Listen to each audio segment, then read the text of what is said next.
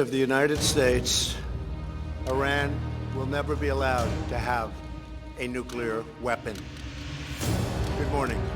I'm pleased to inform you the American should be extremely grateful and happy. No Americans were harmed in last night's attack by the Iranian regime.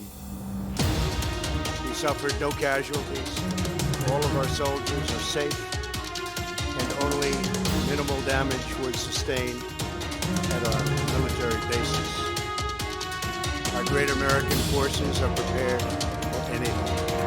Iran appears to be standing down, which is a good thing for all parties concerned and a very good thing for the world. No American or Iraqi lives were lost because of the precautions taken, dispersal of forces, and an early warning system that worked very well. I salute the incredible skill and courage of America's men and women in uniform. For far too long, all the way back to 1979 to be exact, nations have tolerated Iran's destructive, destabilizing behavior in the Middle East and beyond. Those days are over. Iran has been the leading sponsor of terrorism in the pursuit of nuclear weapons, threatens the civilized world. We will never let that happen. Last week, we took decisive action to stop a ruthless terrorist from threatening American lives. At my direction, the United States military eliminated the world's top terrorist, Soleimani. As the head of the Quds Force, Soleimani was personally responsible for some of the absolutely worst atrocities. He trained terrorist armies, including Hezbollah, launching terrorist strikes against civilian targets. He fueled bloody civil wars all across the region. He viciously wounded and murdered thousands of U.S. troops, including the planting of roadside bombs that maim and dismember their victims. Soleimani directed the recent attacks on U.S. personnel in Iraq that badly wounded 4 service members and killed 1 American, and he orchestrated the violent assault on the U.S. Embassy in Baghdad. In recent days, he was planning new attacks on American targets, but we stopped him. Soleimani's hands were drenched in both American and Iranian blood. He should have been terminated long ago. By removing Soleimani, we have sent a powerful message to terrorists. If you value your own life, you will not threaten the lives of our people. As we continue to evaluate options in response to Iranian aggression, the United States will immediately impose additional punishing economic sanctions on the Iranian regime. These powerful sanctions will remain until Iran changes its behavior. In recent months alone, Iran has seized ships in international waters, fired an unprovoked strike on Saudi Arabia, and shot down 2 U.S. drones. Iran's hostilities substantially increased after the foolish Iran nuclear deal was signed in 2013. And they were given $150 billion, not to mention $1.8 billion in cash. Instead of saying thank you to the United States, they chanted death to America. In fact, they chanted death to America the day the agreement was signed. Then Iran went on a terrorist spree, funded by the money from the deal, and created hell in Yemen, Syria, Lebanon, Afghanistan, Iraq. Missiles fired last night at us, and our allies were paid for with the funds made available by the last administration. The regime also greatly tightened the reins on their own country, even recently killing 1,500 people at the many protests that are taking place all throughout Iran.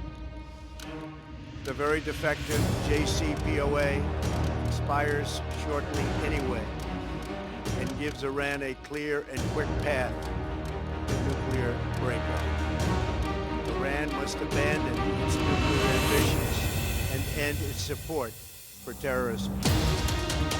The time has come for the United Kingdom, Germany, France, Russia, and China to recognize this reality. They must now break away from the remnants of the Iranian JCPOA.